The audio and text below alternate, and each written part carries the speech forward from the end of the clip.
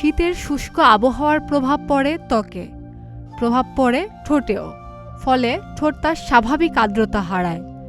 আবার শীতে তৃষ্ণার অনুভূতি কম হয় বলে পানি কম খাওয়া হয়, কিন্তু শরীরে পানির চাহিদা তো ঠিকই থাকে। এর ফলে ঠোঁট ফাটে।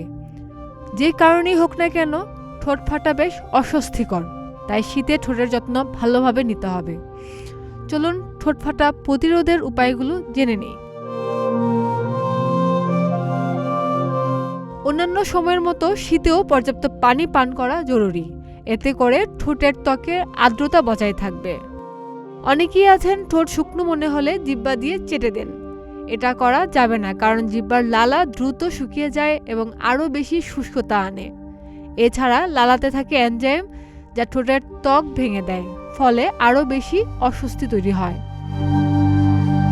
ঠোঁটের শুষ্কতা দূর করতে প্রতিদিন নারকেল তেল লাগান, এটি প্রাকৃতিক ময়শ্চারাইজার হিসেবে কাজ করে। ফ্যাটি অ্যাসিড ঠোঁটের শুষ্কতা দূর করে, তাই ফ্যাটি অ্যাসিড রয়েছে এমন ধরনের লিপ বাম ব্যবহার করতে হবে। শীতেও সূর্যের ক্ষতিকর রশ্মি ঠোঁটের ক্ষতি করতে পারে, সানস্ক্রিনযুক্ত লিপ বাম ব্যবহার করুন। এ সময় ঠোঁটে কাঠবাদামের তেল ও লেবুর মিশ্রণ লাগিয়ে রাখলেও বেশ উপকার পাবেন। তবে কখনো ঠোঁটের মৃত কোষ টেনে তুলবেন না, এতে ক্ষতি হয় বেশি। প্রয়োজনে স্ক্রাব করুন। প্রতিদিন সুষম খাবার এবং পর্যাপ্ত পরিমাণে ভিটামিন সি যুক্ত খাবার খেতে পারেন। খাদিজা নিপা, প্রতিদিনের বাংলাদেশ।